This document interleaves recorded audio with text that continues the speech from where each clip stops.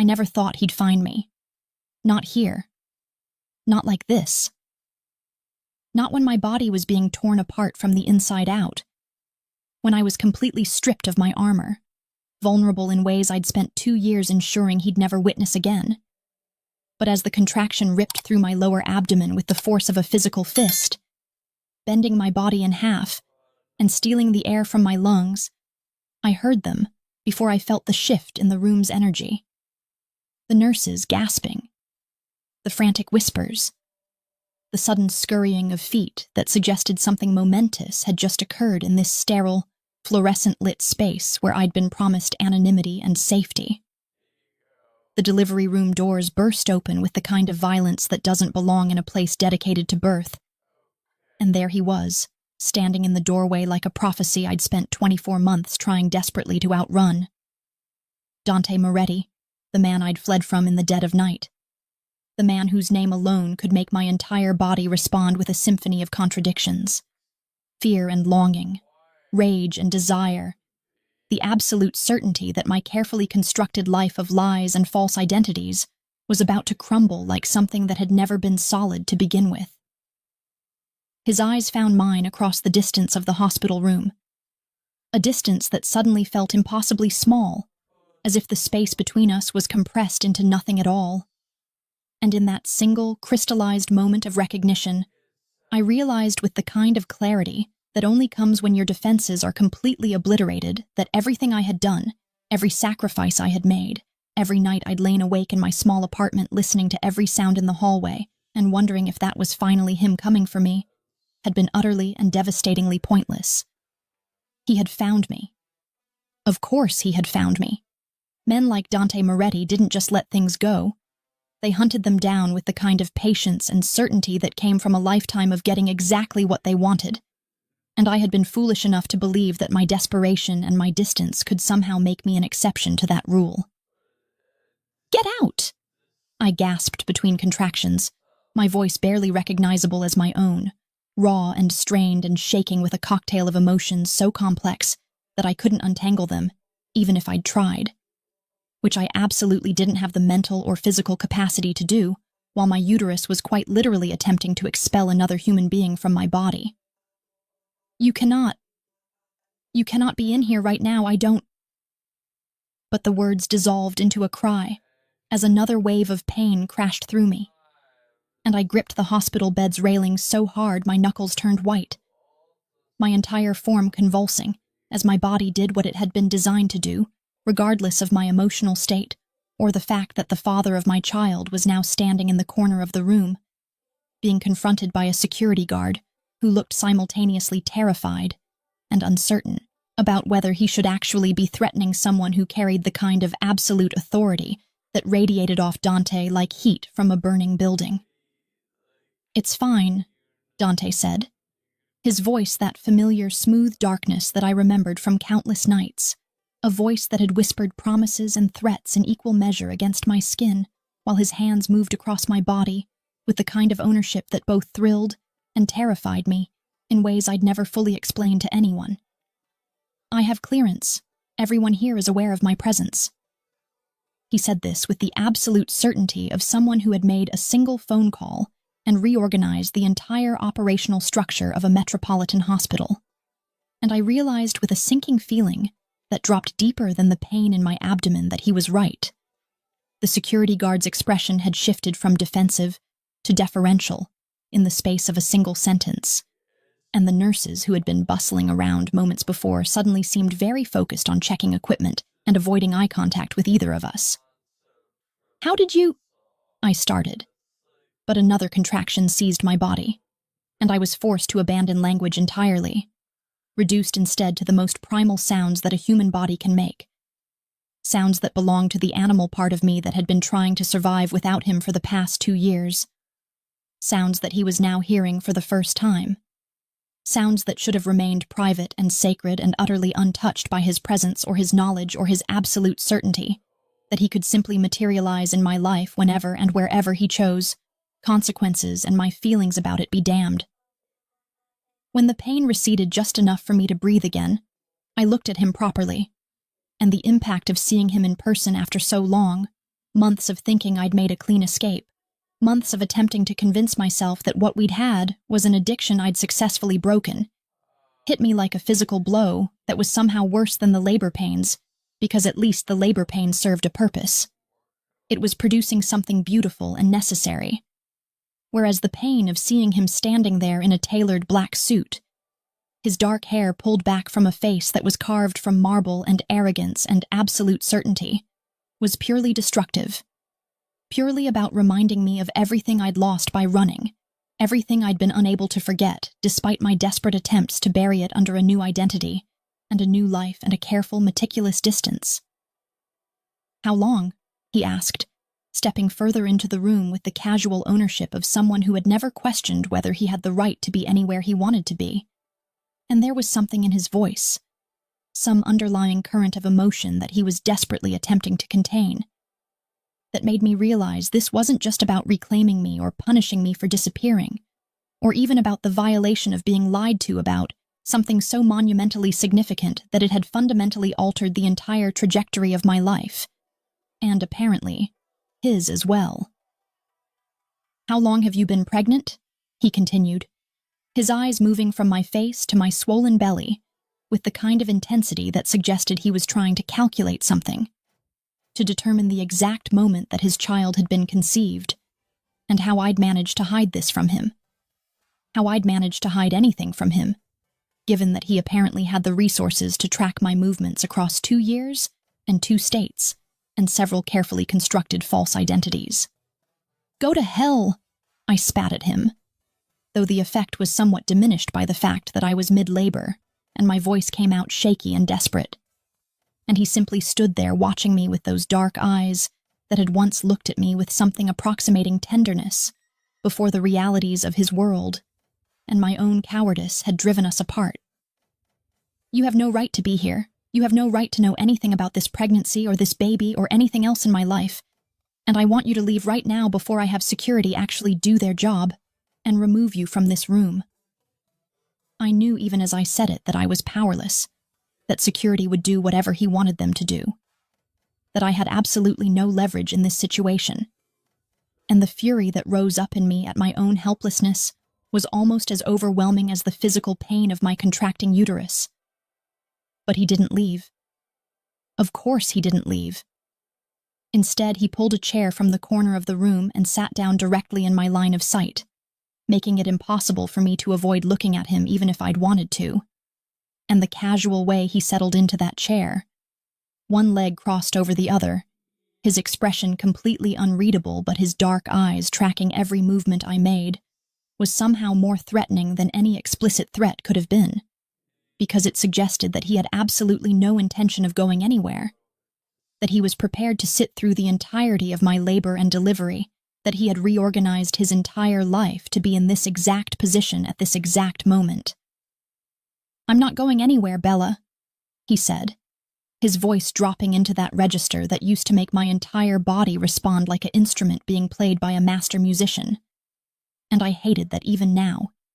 even here, even in the midst of the most vulnerable moment of my life, my body still recognized him, still responded to the particular cadence of his voice, and the way he said that Italian term of endearment that had once meant something completely different, but now felt like a threat wrapped in velvet. "You can be as angry as you want to be. You can scream and rage and tell me to leave 1,000 times. But I'm not going anywhere until I've seen my child, until I've looked into their eyes and known that they're real, that you actually carried our baby for 9 months, and never once thought to tell me, never once considered that I might want to know, that I might have rights here that supersede whatever fantasies you've constructed about disappearing and starting over and building some kind of life without me." Another contraction seized me, and I surrendered to it completely, my entire body seized by pain so intense that it briefly eclipsed even the profound horror of his presence, the absolute violation of having the most private moment of my life witnessed by the one person on earth that I'd been desperately trying to escape. And when it finally released me, gasping and trembling, he was still there, still watching, still waiting,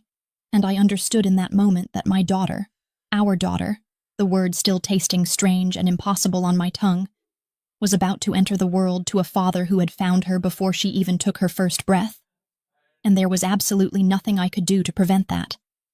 No amount of running or lying or reinvention that would be strong enough to keep him out now that he knew. "The doctors need to examine you," one of the nurses said softly,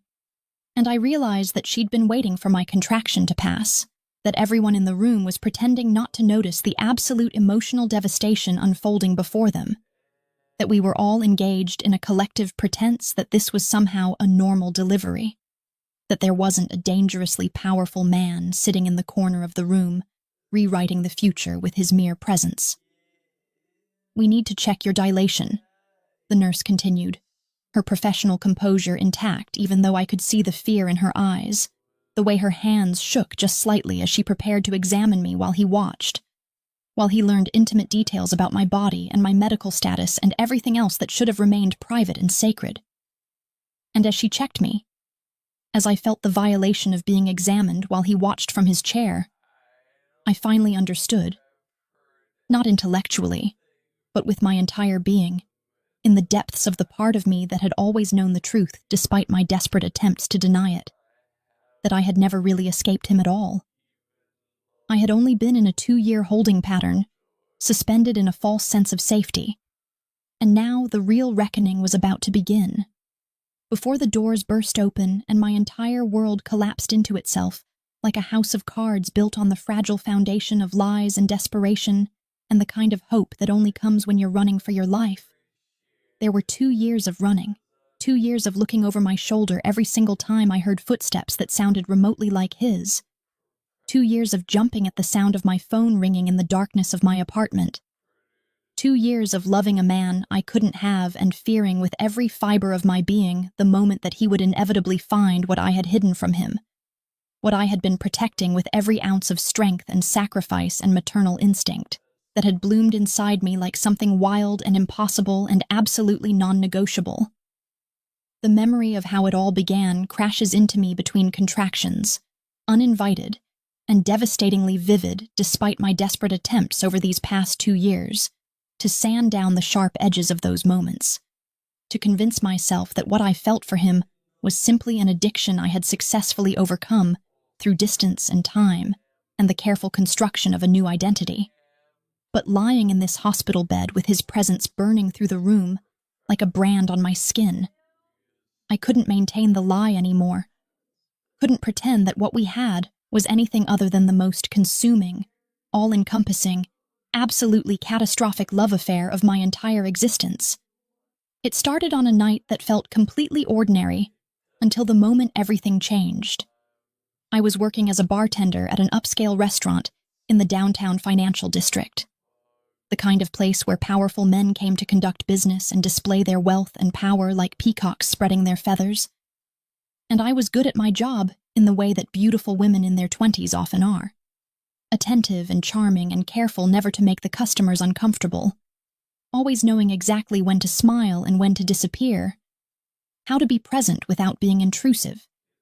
how to navigate the delicate balance between professional and inviting that kept the tips flowing and the customers returning week after week. On that particular night, a group of men had occupied the corner booth for hours, drinking expensive whiskey and conducting conversations that seemed to operate on some frequency I wasn't quite equipped to understand. And then he walked in. And I say walked in. But what he actually did was simply materialize, as if the universe had reorganized itself to make space for his arrival, as if the air itself had been holding its breath waiting for him to enter it. Dante Moretti was the kind of beautiful that felt dangerous, the kind of striking that made your body respond before your mind had processed what you were actually looking at. Dark eyes that seemed to hold secrets and threats in equal measure, sharp cheekbones and a jawline that looked like it had been carved from obsidian, and a presence that filled the entire restaurant the moment he stepped through the doors, sucking all the oxygen out of the room and leaving everyone else diminished in the shadow of his existence. I remember thinking, in that first moment of seeing him,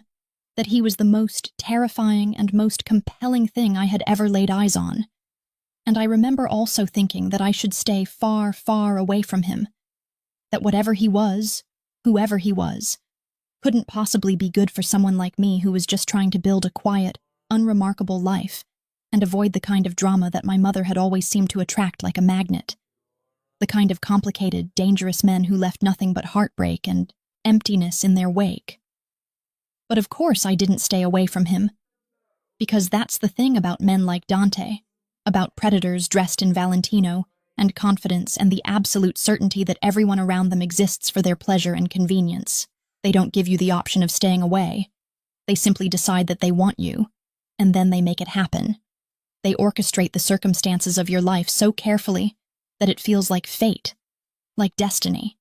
like something that was always meant to be rather than something that was calculated and executed with the precision of someone who has spent his entire life getting exactly what he wanted. He ordered a drink from me personally, which shouldn't have meant anything except for the way he did it, with that intense, dark stare that made me feel like I was the only person in the restaurant, like I was the only thing that mattered, like he was seeing something in me that nobody else had ever bothered to look for. And when I brought him his whiskey, he caught my wrist gently but with undeniable firmness and asked me my name. And when I told him,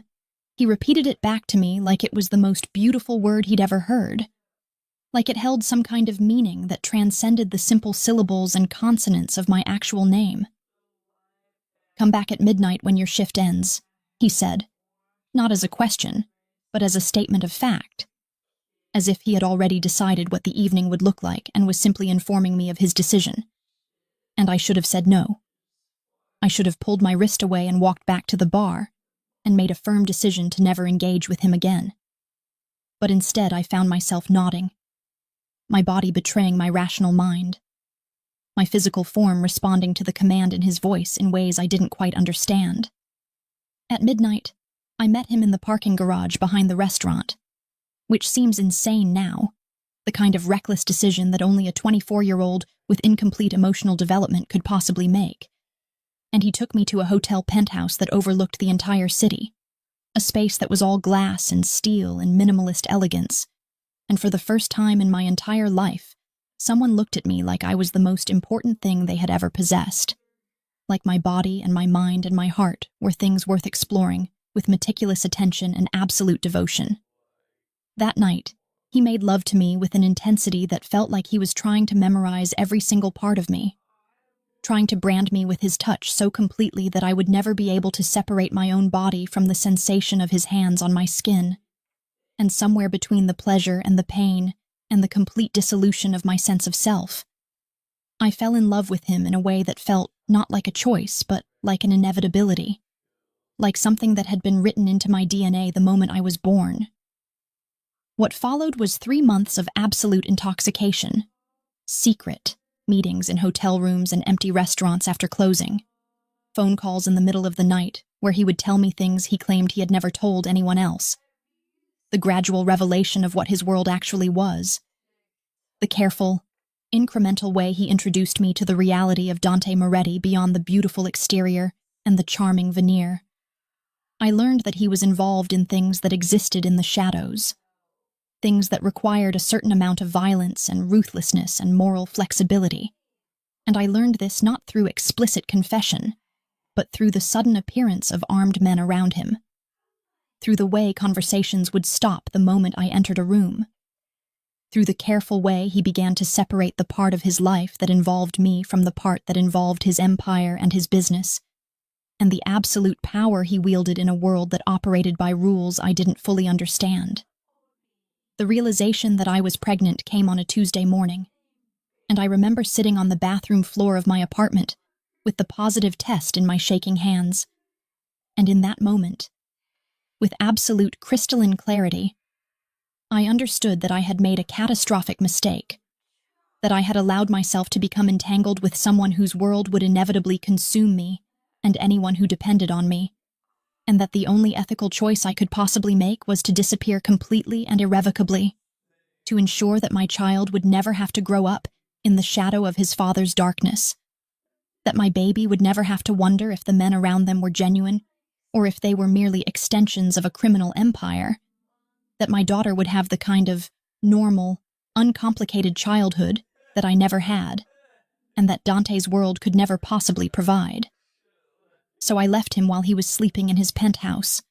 leaving behind a note that said nothing except, "I'm sorry." And I spent the next 2 years meticulously constructing a new life, moving to a different state, changing my name legally, working under the table at various jobs that didn't require background checks, attending prenatal appointments under an assumed name, and building an existence so carefully hidden that I truly believed, with the kind of desperate hope that only a frightened pregnant woman could muster, that he would never find me, that the distance and my deception and the apparent insignificance of a woman who had once been his plaything would be enough to keep him out of our lives forever. But I had underestimated the absolute scope of his reach, and the fact that love, or possession, or obsession, I still couldn't quite differentiate between the three, was a motivation that transcended his usual calculations and his ability to let things go and move on to the next conquest, the next pleasure, the next beautiful woman who could fill the void that I had left behind when I ran. During those 2 years, there were nights when I swore I could feel him, when I would wake up gasping from dreams where his hands were on me, where he was calling my name into the darkness, and I would lie awake in the cheap apartment I'd rented using cash, my hand on my swollen belly, talking to my unborn daughter and making promises that I would keep her safe, that I would never let him find us,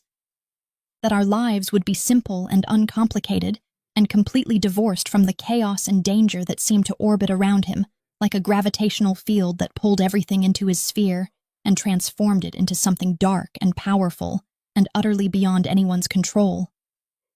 Every man I met after I left him was compared to him, unconsciously and devastatingly. And every single time, they fell short in ways that made me realize I hadn't actually escaped him at all,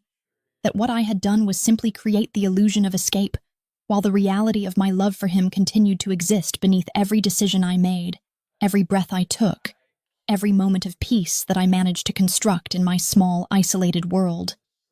I tried to convince myself during therapy sessions, which I attended regularly under yet another false name, that what I felt for him was simply the residual effects of emotional trauma and physical chemistry, that given enough time and distance, these feelings would fade and become bearable, that I would eventually be able to remember him without my entire body responding like it was being called home to a place it had never actually belonged. But none of that mattered now, because he was here, sitting in the corner of my hospital room, watching me give birth to his child. And everything I had sacrificed, and everything I had run from, and everything I had tried desperately to protect, had been obliterated in a single moment of his entrance. And I understood with the kind of devastating certainty that only comes at the moment of absolute reckoning that the 2 years I had spent believing I was safe, believing I had successfully escaped, believing that I could raise our daughter without him ever knowing she existed, had been nothing more than a brief intermission in the story that had been written the moment he decided that I belonged to him. And now the real tragedy was about to unfold. As another contraction seized my body and pulled me back into the present moment, I felt him watching me, and I realized with a sinking feeling that there was nowhere left to run, nowhere left to hide, and that the daughter I had been trying to protect from him was about to meet her father at the moment of her very first breath. And I had absolutely no idea what that would mean for either of us. But I suspected, with every maternal instinct screaming inside me, that everything I had feared about his world was about to become her world too. The pain that erupted through my body as the contractions intensified seemed almost trivial compared to the emotional agony of watching Dante sit motionless in that chair, his dark eyes never wavering from my face, cataloging every expression, every moment of weakness, every desperate attempt I made to maintain some semblance of composure while my body was being systematically torn apart in service of bringing our daughter into a world that he would inevitably claim ownership over. And I realized, with a kind of sick understanding that came from somewhere deep in my maternal instinct, that by choosing to run, by deciding unilaterally that he didn't deserve to know about this pregnancy, I had set in motion a series of events that would culminate in this exact moment, with him sitting there like a judge at the gates of hell, waiting to witness the birth of his child while I was completely defenseless to stop him. "How long?" he asked again, his voice cutting through the hum of the fetal monitor and the quiet, professional murmurings of the nurses who were trying very hard to pretend that the most dangerous man in the city wasn't sitting in the corner of a hospital delivery room, completely disrupting the careful, clinical atmosphere that was supposed to allow me to focus on the monumental task of pushing a human being out of my body. "I need to know exactly how long you've known about this pregnancy," he continued, leaning forward slightly, his elbows resting on his knees in a posture that suggested casual interest, but his eyes conveyed something far more sinister.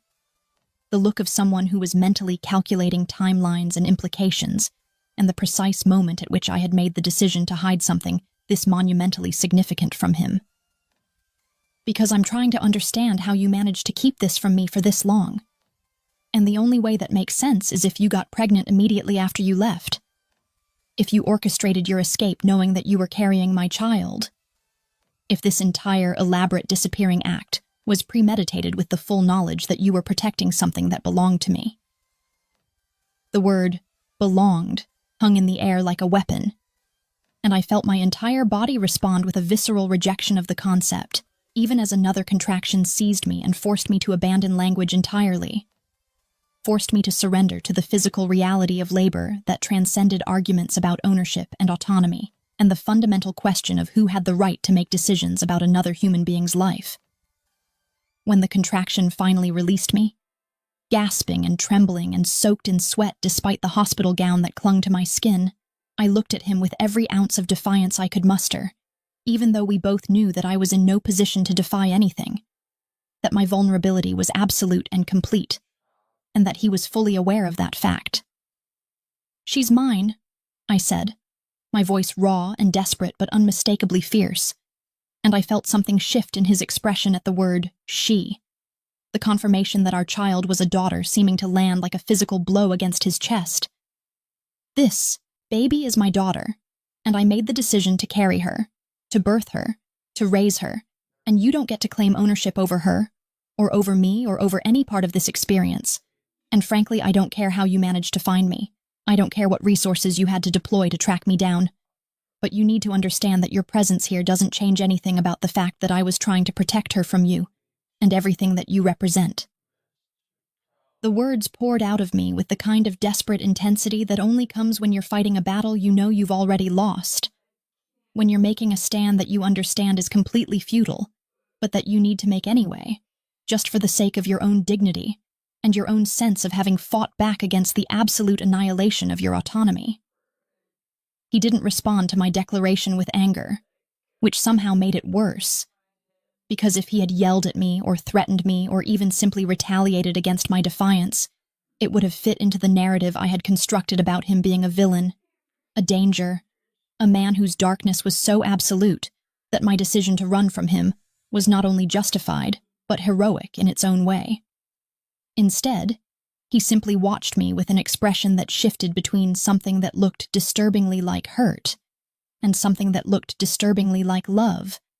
and that combination of emotions on his face was infinitely more dangerous than any threat he could have made, because it suggested that his feelings for me were genuine, that his rage at being lied to was rooted in something authentic and devastating, rather than simply the wounded pride of a man who didn't like being defied. "You think you were protecting her from me?" he said, his voice dropping into a register so low that I had to strain to hear it, despite the fact that we were the only two people having this conversation, despite the fact that the nurses had positioned themselves far enough away to give us at least the illusion of privacy. "But what you were actually doing was deciding, completely unilaterally and without any input from me, that I was too dangerous to know about my own child,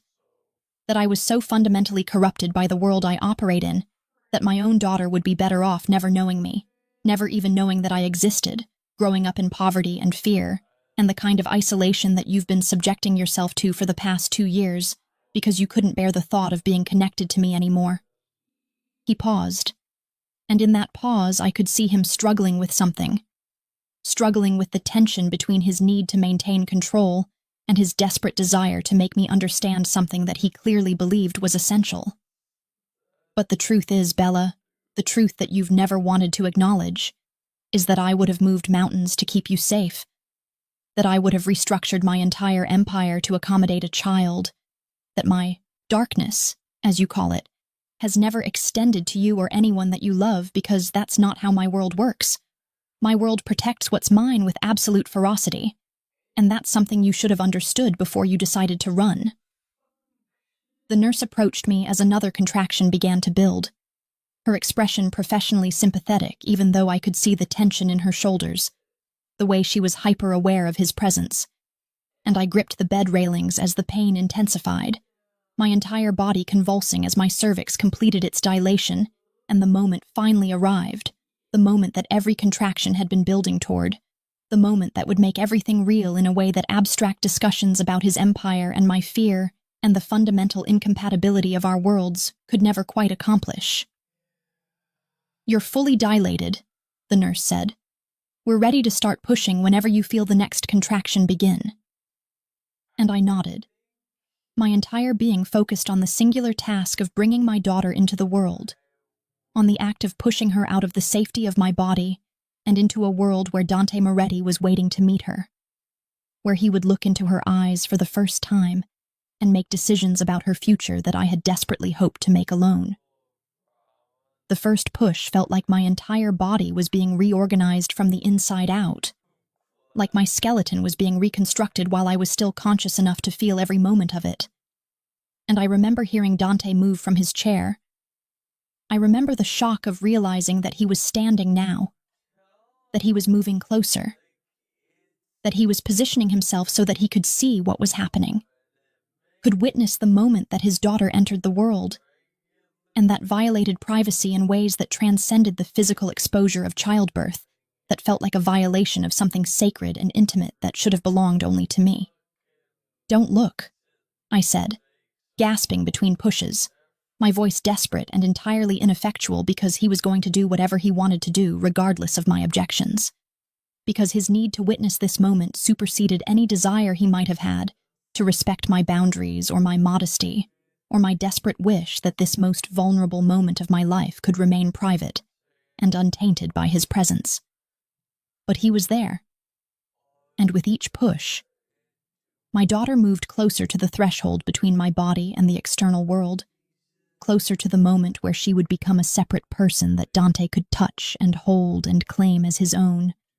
And I felt the panicked urgency that comes from understanding that you're about to lose something that has belonged exclusively to you for 9 months, that you're about to share her with someone who had the power and the resources to take her away from you completely if he decided that's what he wanted to do. The pain of childbirth transcended physical sensation at that point. It became existential. It became psychological. It became the agony of surrendering control over the one thing in my life that I had managed to keep completely under my dominion. And as my daughter's head crowned and I felt the burning, tearing sensation of her emergence, I wanted to scream at him to leave, wanted to demand that he turn around, wanted to do something, anything to prevent him from witnessing this moment, but I couldn't. Because my body was no longer mine to control, it was responding to the imperative of birth in ways that transcended my conscious will. "She's here," the nurse said with excitement in her voice. "The head is out. One more push should do it." And I gathered every remaining ounce of strength and pushed with the kind of ferocity that comes from knowing that you're running out of time. That once my daughter emerged into the world, she would no longer be exclusively mine. That she would become something that was equally his, and with one final push that felt like it was ripping me apart from the inside out, she emerged into the world in a rush of fluid and blood, and the kind of raw biological reality that transcends any romantic notions about childbirth being a miracle or a beautiful moment. It was violent and primal and absolutely devastating. The nurses immediately began the process of cleaning her, and I caught my first glimpse of her tiny purple-red face as she drew in her first breath and let out a cry that sounded like the universe announcing her arrival, like the world reorganizing itself to make space for her existence. And in that moment, As I watched my daughter take her first breath outside of my body, I looked toward where Dante was standing and saw his entire expression transformed into something I had never seen before, something that looked like profound, overwhelming, absolutely all-consuming love. And I understood with a clarity that was almost blinding that in that single moment, when my daughter entered the world and her father witnessed her first cry, everything that I had tried to protect her from by running became completely and utterly irrelevant, because the connection between them had been forged in that instant, and there was no distance, no deception, no elaborate escape plan that could ever sever that bond. The nurse placed my daughter on my chest, and I felt the weight of her, the reality of her, the absolute certainty that my life would never be uncomplicated again. And then Dante was there, his hand touching her tiny, wet head with a gentleness that completely contradicted everything that I knew about who he was. And he looked at me with an expression that contained something approximating tenderness, mixed with something that looked disturbingly like possession. And in that moment, cradling our newborn daughter between us, I realized with devastating finality that my escape had never been real, that my 2 years of running had only been a prologue to this moment, and that the true reckoning, the moment where I would have to confront the reality of choosing between my freedom and my love for both of them, was only just beginning. 3 days had passed since my daughter entered the world in a blur of pain and blood and the kind of primal desperation that comes from knowing that you're about to lose complete control over the trajectory of your own life. And in those 3 days, I had discovered that Dante Moretti's presence in the delivery room had been merely the opening move in a much more elaborate and devastating chess game that he had been playing with meticulous precision, reorganizing every single aspect of my hospital stay, and by extension my future, with the kind of absolute authority that suggested that my objections and my desperate pleas for autonomy were nothing more than background noise to be tolerated, but ultimately ignored. He had made calls. I could see him in the corner of my hospital room with his phone pressed to his ear,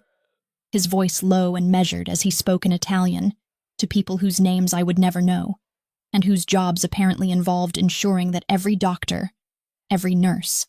every single person with any authority in this hospital was aware that Dante Moretti had claimed stake in my medical care and my child's welfare,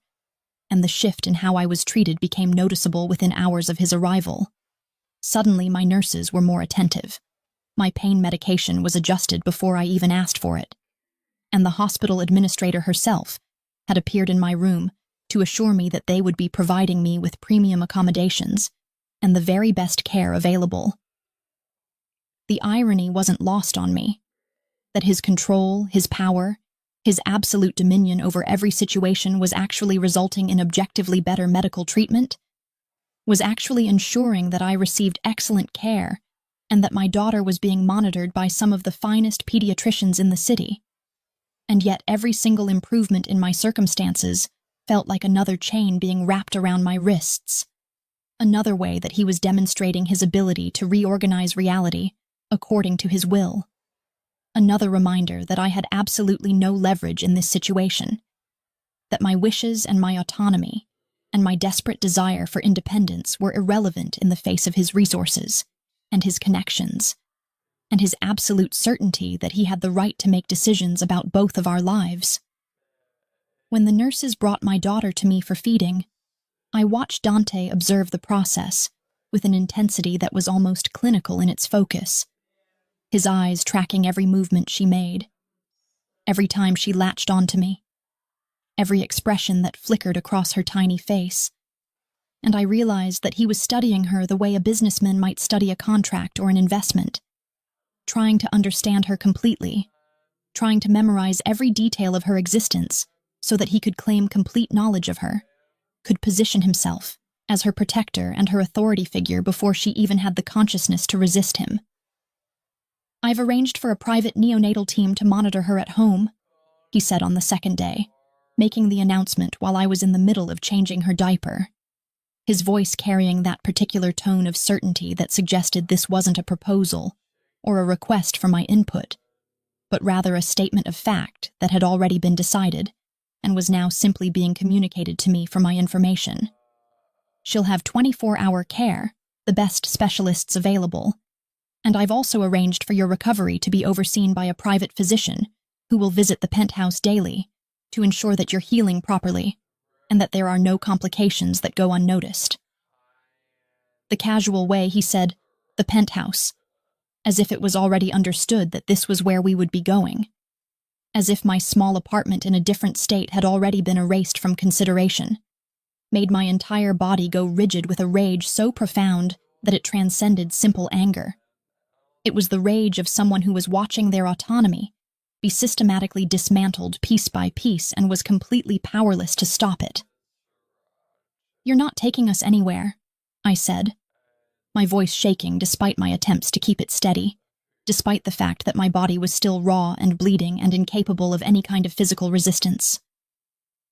"I'm going back to my apartment, I'm raising my daughter on my own, and you need to accept that this fantasy you're constructing where we're all one happy family under your control is never going to happen, because I would rather struggle and sacrifice and work 3 jobs than allow you to have this kind of power over us." He was quiet for a long moment, and I could see him processing my words, could see the calculation happening behind those dark eyes, and then he did something that was somehow more terrifying than any explicit threat could have been. He simply smiled, a cold, controlled smile that suggested he found my resistance somehow charming or perhaps entertaining, like a child playing with dolls and pretending that they had agency when in fact their every movement was determined by the hand that controlled them. "You don't have a choice," he said, and the gentleness in his voice made the words even more devastating, because it suggested that he wasn't saying this with anger or malice, but simply as a statement of observable reality, a fact that I needed to accept the same way I needed to accept that gravity existed and that water was wet. "You have no money, you have no job, you have no apartment anymore because I had someone retrieve all of your belongings from that place 2 days ago. And you have a newborn daughter who requires constant care and monitoring and resources that you have absolutely no ability to provide." He stepped closer to where I was sitting, my daughter in my arms, and he looked down at us with an expression that was almost tender if it hadn't been so absolutely suffused with ownership. "You ran from me, Bella, and I let you run because I didn't know you were carrying my child, because you made sure I didn't know. But those days are over now. And you need to accept that the life you were trying to build is gone, that your choices going forward are no longer about what you want, but about what's best for her. Because I will fight you with every resource at my disposal to ensure that my daughter grows up in safety and comfort and with everything that she could possibly need or want." The implication beneath his words was crystal clear. He was using our daughter as leverage, was positioning his ability to provide for her as a counterweight to any resistance I might offer. And the absolute cruelty of that realization was that he was right, because I couldn't deny our daughter access to the kind of care and security that he could provide. I couldn't selfishly prioritize my own freedom over her welfare and her health and her future. And he had known that from the moment he walked into this hospital room, had understood that my maternal instinct would supersede any desire I had for independence or autonomy. "I'm not going to your penthouse," I said. But even as the words left my mouth, I could hear the lack of conviction in them, could feel the foundation of my resistance crumbling beneath me like sand being washed away by an relentless tide. "There has to be another option. There has to be some way to do this where I'm not completely under your control, where I'm not basically your prisoner." He didn't respond with argument. Instead, he simply walked to the window of my hospital room and looked out at the city below, his silhouette illuminated by the afternoon light. And when he finally spoke, his voice carried a weight that suggested he was imparting some kind of profound truth that I had been avoiding. "You've been my prisoner since the moment you decided to run from me," he said, "because the only reason you ran was that some part of you understood that you could never actually leave, that everything about who you are and everything about who I am means that we're bound to each other in ways that transcend conventional relationship dynamics.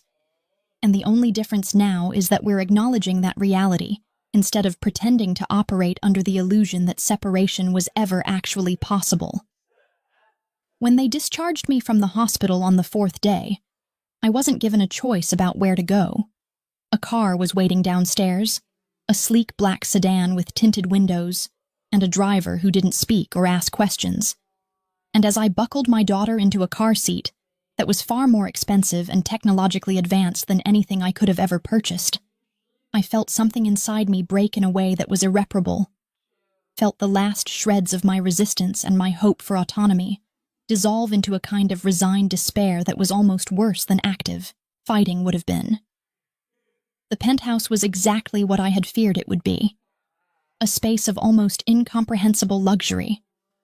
All floor-to-ceiling windows and marble and the kind of minimalist elegance that suggested that everything in this space had been selected with meticulous care and unlimited financial resources. And as Dante walked me through it, his hand never leaving the small of my back in a gesture that was ostensibly protective, but that felt more like a claim of possession, I understood that I had crossed some kind of threshold from which there was no return, that I had entered a phase of my life where my autonomy was officially and completely surrendered to his dominion. He had prepared a nursery that was perfect in every way. Soft lighting, climate control, a crib that cost more than my car, monitors that allowed him to watch our daughter from any room in the penthouse. And as I looked at it, I felt a surge of something that wasn't quite gratitude, because gratitude implied I had a choice. Implied that his actions were generous rather than calculated. And instead what I felt was a combination of awe and despair at the sheer totality of his preparation. The meticulous way he had planned for our arrival, as if he had known all along that this moment was inevitable. "I want you to rest," he said that first night, as I stood in what was apparently our bedroom, one massive space with a bed that seemed to occupy an entire corner and windows that overlooked the entire city. And I realized with a sinking feeling that the bedroom had 2 doors, one from the hallway and one that connected directly to the nursery, which meant that even when I was attempting to sleep, even when I was attempting to have some small sanctuary of privacy, he would have complete access to me, would be able to come and go as he pleased, because our daughter would inevitably create a constant bridge between us that he could use whenever he wanted. I lay awake that entire first night, listening to the sounds of the penthouse, listening to the city humming below us, and I realized that I hadn't heard a single sound from Dante since he'd shown me to my room, which somehow felt more ominous than if he had been hovering, than if he had been enforcing his will through constant presence and constant assertion of control. Instead, his absence felt like a demonstration of his absolute confidence that I wasn't going anywhere, that resistance was futile, that I had already been so thoroughly claimed by him that he didn't need to continuously reassert his dominion, because the reality of it had already been established in ways that transcended the need for overt displays of power. When our daughter cried in the early hours of the morning, I got up to attend to her, and as I lifted her from her crib, I saw him standing in the doorway between our rooms, watching us with an expression that was indecipherable, but that somehow managed to communicate that every moment of my life from this point forward would be observed, catalogued, and ultimately controlled by his presence and his will. And in that moment, holding my newborn daughter in my arms while her father watched from the shadows of the connecting doorway, I finally understood the true depth of the price that I was paying for keeping this secret, for running, for believing that I could build a life separate from his. And I realized with a clarity that was almost blinding that the real game was only just beginning, that everything that had happened so far had been merely the opening moves of something far more complex and devastating, something that would require me to make choices that would fundamentally alter not just my life, but the life of our daughter in ways that I couldn't yet fully comprehend. And as Dante stepped into the nursery and reached out to touch our daughter's head with that same infinite tenderness that I had seen in the delivery room, I understood that the moment of true reckoning, the moment where I would have to confront the terrifying possibility that maybe, just maybe, surrendering to him wasn't the most terrible option available to me, that maybe his darkness was something I could learn to live within, that maybe our daughter was safer in his arms than she had ever been anywhere else, was rapidly approaching,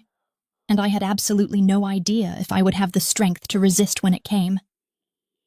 2 weeks in the penthouse had transformed me into something I didn't quite recognize when I caught glimpses of myself in the endless mirrors that decorated Dante's world. A woman who had stopped fighting, a woman who had surrendered not because she had been defeated by force, but because she had been slowly, methodically shown that every alternative to surrender was infinitely more painful than simply accepting the reality of her circumstances, and the man who had orchestrated those circumstances with the precision of someone who had spent his entire life getting exactly what he wanted and had no intention of stopping now. I stood at the floor-to-ceiling windows of the penthouse one morning, holding our daughter against my chest while she slept, and I looked out at the city that sprawled beneath us, like a kingdom that belonged to him. And I realized that in the span of 14 days, Dante had managed to accomplish what I had desperately tried to prevent through 2 years of running and deception and sacrifice. He had made himself indispensable to both of us in ways that transcended mere provision of resources or demonstration of power. He had positioned himself as the only person capable of protecting us, of caring for us, of understanding the complexity of our needs in a way that I, in my fear and my isolation, had failed to do. Our daughter had a name now, Juliana, which he had chosen without asking my opinion, though when I heard him say it for the first time, his voice softening in a way that contradicted everything I knew about who he was and what he was capable of, I didn't object, because I understood that the name itself was an act of claiming, was him inscribing himself into her very identity, was him ensuring that even her name would carry the weight of his presence and his claim over her existence. I had watched him with her over these past 2 weeks, with a kind of morbid fascination, had observed the way his entire demeanor transformed when he held her, the way his dangerous edges seemed to soften just slightly but never entirely, the way his hands, which I knew had committed acts I didn't want to contemplate, moved across her tiny form with an infinite tenderness that made me question everything I thought I understood about the nature of violence and protection, and the kind of love that exists between a father and a child that has been born into a world of shadows and danger. He had hired a nanny, a stern, professional woman named Margot, who had worked for various wealthy families, and who clearly understood the particular requirements of working for someone like Dante Moretti, someone who demanded excellence and discretion in equal measure. But he had also insisted on being involved in every aspect of Juliana's care, had refused to delegate her feeding, or her bathing, or her nighttime care, had positioned himself as not just her father, but as her primary caregiver, in a way that suggested he was trying to build a bond with her that transcended biology and entered the realm of something almost spiritual. The turning point came on a night when Juliana had been crying inconsolably for hours, her tiny body racked with discomfort that the pediatricians couldn't quite pinpoint, her desperate wails echoing through the penthouse, while I found myself reaching a breaking point of exhaustion and despair. My hormones still raging from the pregnancy and the birth, my body still healing from the physical trauma of labor, and my mind fragmenting under the weight of understanding that I had absolutely no control over any aspect of my life anymore. I was standing in the nursery at 3 a.m, holding her while she screamed, and I felt something inside me crack in a way that was distinct from the previous breaks. Felt a kind of psychic collapse that suggested I was approaching some kind of absolute limit to what I could bear. And I remember thinking,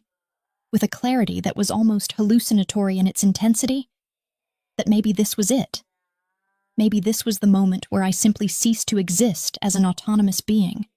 and became nothing more than a vessel for her needs and his will and the impossible circumstances that I had created by trying to escape him in the first place. Then Dante appeared in the doorway, completely dressed despite the hour, and he simply held out his arms, and I passed her to him because I had no energy left to resist, no will left to object. And I watched as he held her against his chest and began to walk, his movements slow and measured. And within minutes, her crying stopped, her body relaxing against him as if she had found in him some kind of security or comfort that I, in all my maternal effort and desperation, had been unable to provide. "You need to sleep," he said to me, not as a command, but as something that approximated genuine concern, and I looked at him holding our daughter, looking at the way his expression had completely transformed into something that suggested absolute devotion, and I felt something shift inside me. Not a surrender exactly, but more of a recognition. A dawning understanding that perhaps I had been operating under a false premise all along. Perhaps the choice I had been facing wasn't actually between freedom and captivity, but between two different forms of love. Two different ways of understanding what it meant to protect someone and be protected in return. I walked to the connected bedroom and lay down on the bed that still felt foreign to me despite 2 weeks of sleeping in it. And I listened to the sounds of Dante moving through the penthouse, singing to Juliana in Italian in a voice that was low and rough, but somehow achingly beautiful. And for the first time since I had run from him, I felt something approximating peace. Not because my circumstances had changed, not because I had suddenly gained autonomy or freedom, but because I had stopped fighting against the reality of what was happening, because I had surrendered to the fact that some bonds cannot be severed, some loves cannot be refused, and that sometimes protection looks like captivity when viewed from the outside but feels like home when you're finally inside it. When I woke the next morning, Dante was asleep in the chair next to the bed, Juliana cradled against his chest, and I sat there for a long time, simply observing them, observing the way his features softened in sleep, observing the way his arms protectively cradled our daughter, observing the man I had been running from and the child I had been trying to protect from him. And I understood with a kind of painful clarity that I had made an error in my judgment, that I had conflated darkness with cruelty in a way that wasn't entirely fair, that the man who had orchestrated my life and asserted his dominion over my future was also the man who would move mountains to protect our daughter, who would use every resource at his disposal to ensure her safety and comfort and future, and that perhaps love in his world operated according to a different set of rules than the rules I had been taught to follow. Perhaps possession and protection were so intertwined in his understanding that he couldn't conceive of one without the other. I reached out and touched his face gently, tracing the sharp line of his jaw, and his eyes opened immediately. Not in confusion, but with the kind of immediate awareness that suggested some part of him had been monitoring my presence even while he slept. And he looked at me with an expression that was so vulnerable and so exposing in its rawness that I felt my entire body respond with a rush of emotion that I had been trying to suppress for weeks, months, years. "I can't leave you," I said. And the words felt like a confession, felt like an admission of defeat, felt like a surrender of everything I had fought for. But they also felt like the most honest thing I had ever said to him, like the thing I should have understood from the moment he found me in that delivery room. I don't know if it's because of Juliana or because of what I feel for you, or because I've simply been broken down by the reality of your control, but I understand now that I can't build a life separate from you, that I don't actually want to, that somewhere along the way, between the hotel rooms and the secret meetings and the moment that I discovered I was pregnant, I became so completely entangled with you that any attempt at separation is just an illusion, is just me pretending that I ever actually had a choice about any of this. He didn't say anything in response to my confession, but he reached over and pulled me against him, his arm wrapping around me while he simultaneously maintained his protective hold on Juliana, and we lay there together in the early morning light, filtering through the massive windows, and I felt something inside me settle into place, felt the last of my resistance dissolve into a kind of acceptance that was both terrifying and oddly comforting. "I never wanted you to choose," he said finally, his voice rough with emotion. "I wanted you to understand that there was no choice to make, that you and Juliana are not things I'm choosing to possess. You're the only things in my entire existence that I'm choosing to protect, with absolute ferocity. And everything that I am, everything that I've built, Everything that I control exists for the purpose of keeping you both safe in a world that would absolutely consume you if I wasn't standing between you and it." The darkness in his voice when he said that last part was unmistakable, was the reminder that for all his tenderness with our daughter, and for all the softness he had shown me in these quiet morning hours, he was still the man who operated in shadows, who made decisions that had life and death consequences, who wielded power in ways that transcended conventional morality. And I understood that I was choosing to bind myself to him, not despite those things but in full knowledge of them, was choosing to accept the entirety of who he was, rather than continuing to pretend that some other version of him was possible. The weeks that followed seemed to exist in a kind of liminal space between my old life and this new reality. I stopped asking about leaving, stopped looking at windows as potential escape routes, stopped calculating how I might secretly contact old friends or rebuild some kind of independent existence. And instead I began to build something that approximated a life within the penthouse, began to understand the rhythms of his world and his expectations, began to accept my role as both the mother of his child and the woman who had somehow become essential to his existence, in a way that transcended simple possession or control. He took me to meet people who worked for him, carefully selected individuals who clearly understood the particular circumstances of my presence in his life, and who treated me with a kind of deference that suggested they understood that harming me or disrespecting me would result in consequences that they didn't want to contemplate. And I realized that in becoming his, I had also become protected by the vast network of his empire, had become someone worth protecting because I was connected to him. And there was a kind of dark safety in that understanding. Standing at the window of the penthouse one evening, watching the sun set over the city, while Dante worked in his study and Juliana slept peacefully in her nursery, I felt the weight of everything that had happened settle over me like a blanket, and I understood that my life had been irrevocably transformed by a single decision to hide a pregnancy, by a moment of fear and desperation that had led me to believe I could escape the pull of the one person who had fundamentally altered my capacity for love and autonomy and understanding of what it meant to belong to someone so completely that separation became not just impossible but undesirable. I had run from him thinking I was protecting our daughter from darkness, but what I had actually done was delay the inevitable moment when she would meet her father, when I would have to confront the reality of loving someone who existed in shadow and light simultaneously, when I would have to make peace with the fact that safety and freedom are not always compatible concepts, that sometimes the greatest act of love is surrendering your illusions about who you're supposed to be,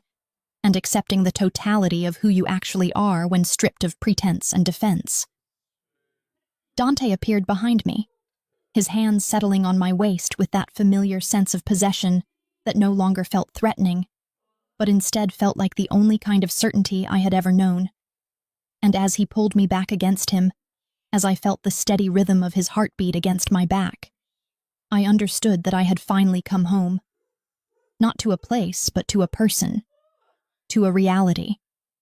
to a truth that I had been running from, but that had been chasing me all along.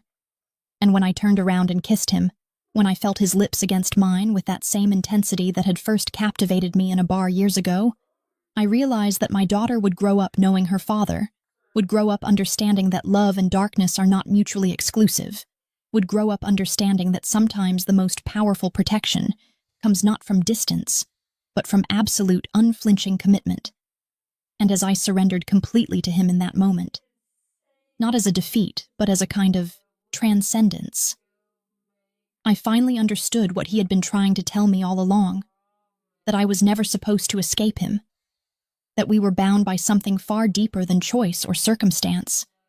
that we were intertwined in a way that only darkness can truly understand,